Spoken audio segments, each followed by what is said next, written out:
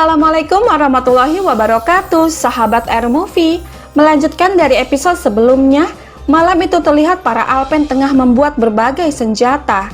Turhan berkata, untuk apa senjata ini akan digunakan? Dan Besungur menjawab, Beim pasti punya ide. Ini hanya terlihat seperti ujung tombak yang berbeda. Lalu Aikut mengatakan, ayo saudara-saudara, mari selesaikan ini sebelum sahur. Kita perlu membuat lebih banyak ujung tombak. Kemudian Aikut berkata kepada Cerkutai, saudara, aku tidak bisa bangun untuk sementara waktu. Aku tidak bisa berjaga. Aku berpuasa tanpa makan saat sahur. Apa yang bisa kita lakukan?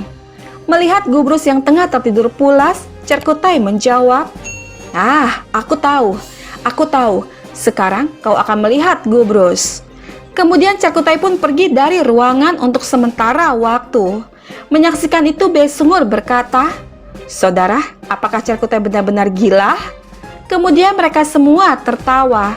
Tidak lama Cerkutai datang dengan membawa genderang lalu berkata, saudara, mulai sekarang aku akan menabuh beduk pada waktu sahur dan semua orang akan bangun. Tapi bukan tanpa kata-kata. Kita perlu membuat beberapa suara. Dengan terus menabuh beduk tersebut, Cerkutai berkata, bangun, waktunya sahur untuk makan. Kepala mengantuk tidak baik setiap saat sepanjang hari. Tidur adalah satu-satunya hal yang dilakukan oleh kepala yang mengantuk. Tapi Cerkutai tidak akan membiarkanmu tidur. Gagal dengan hal itu, Cerkutai pun menghampiri Gubrus dan memukul genderang itu dengan sangat keras. Seketika hal itu membuat Gubrus kaget dan terbangun dari tidurnya seraya berkata, apa yang kau lakukan? Merasa takut, Cerkutai pun menyerahkan beduk itu kepada Aikut, kemudian pergi dari sana dengan terus dikejar oleh Gubrus. Beralih ke Sogut, masih dengan penuh amarah, Ismihan berkata, apakah ada kabar dari Karabul, Caleli?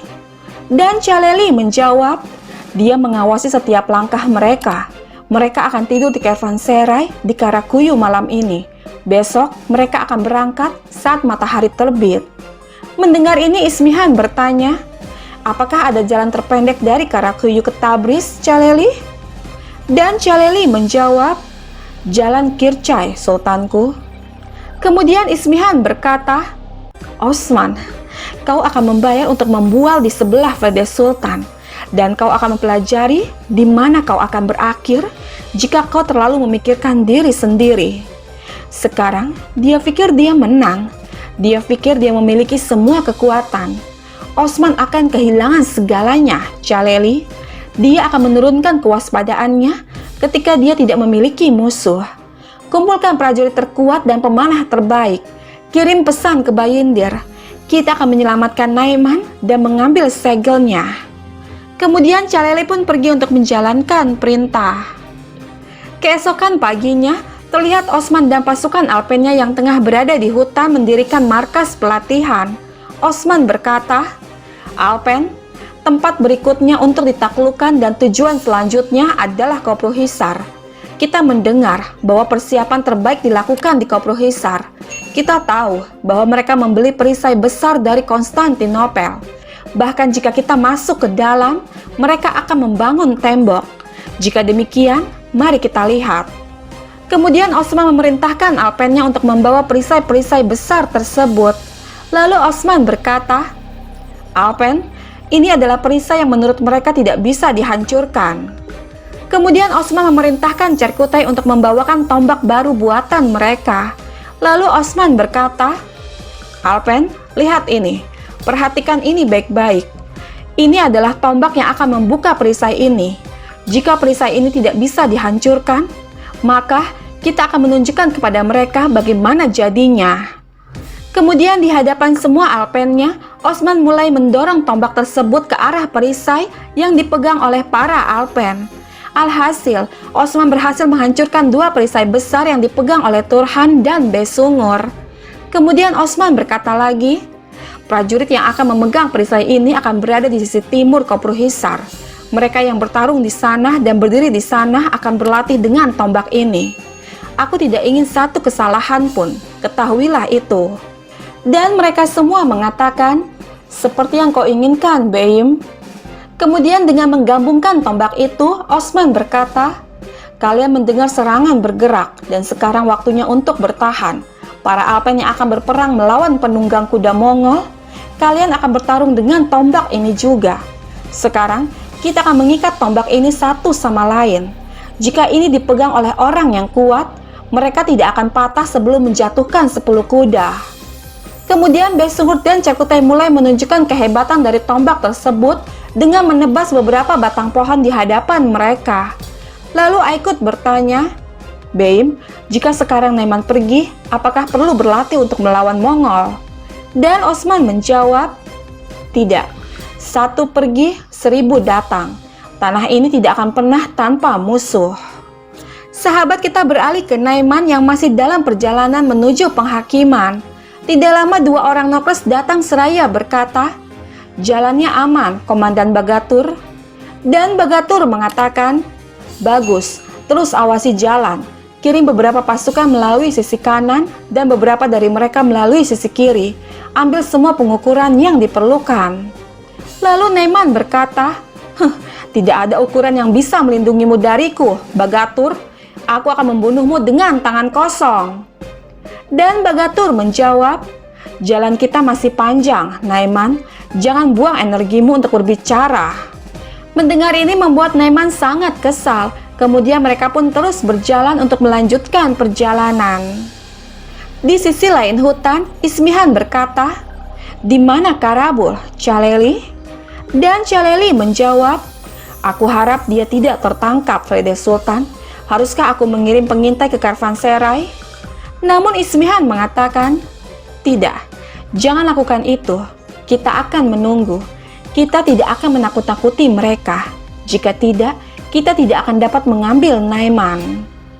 Tidak lama Karabul pun tiba, lalu berkata, "Frede Sultan, rombongan meninggalkan Kervanserai. Mereka bergerak menuju Tabriz melalui jalan lama." Mendengar ini Ismihan mengatakan, "Bagus, sangat bagus. Pertama-tama, kita akan menghentikan kuda mereka daripada nafas mereka. Perbatasan memilih untuk keluar dari restuku.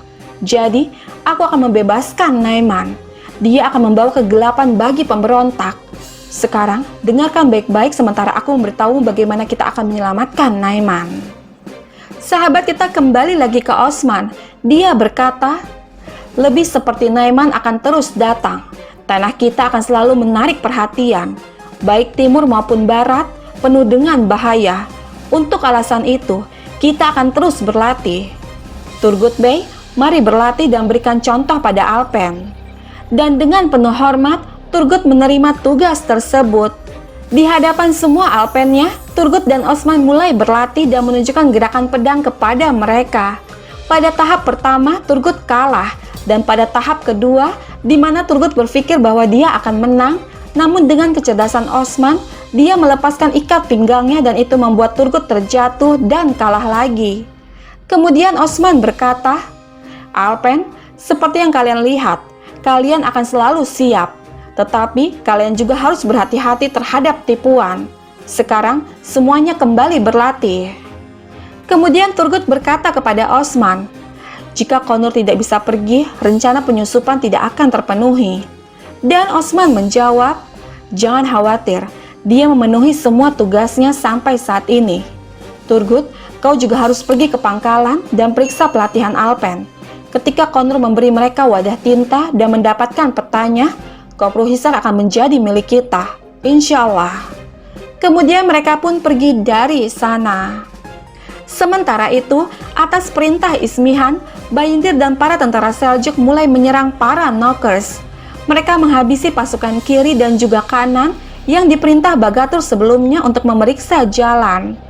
Bukan hanya itu, dengan penyamaran, Ismihan menghadang Bagatur dan meminta pertolongan.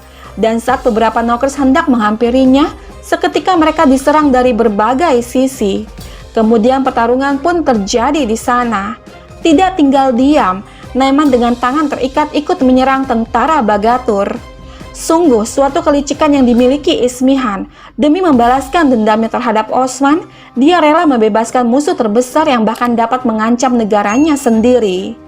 Pintar dan licik, ambisi dalam kekuasaan.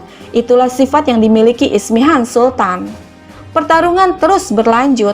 Sayangnya, Bagatul harus mendapatkan tusukan pedang dari arah belakang, hingga membuatnya tidak kuasa bertahan. Dia pun menjatuhkan segel Genghis Khan dari genggaman tangannya. Dan dengan mengucapkan 2 kalimat syahadat, Bagatul menghembuskan nafas terakhirnya dalam penyergapan tersebut. Dan saat Naiman hendak mengambil segel itu, seketika Ismihan menginjaknya seraya berkata, "Tidak, Naiman, segel itu milikmu, tapi pertama-tama kau akan memberiku apa yang menjadi milikku." Lalu Naiman bertanya, "Apa yang kau inginkan, Ismihan?" Dan Ismihan menjawab, "Segala sesuatu di tanah ini." Sahabat, bergabunglah terus bersama kami untuk mengetahui kisah selanjutnya.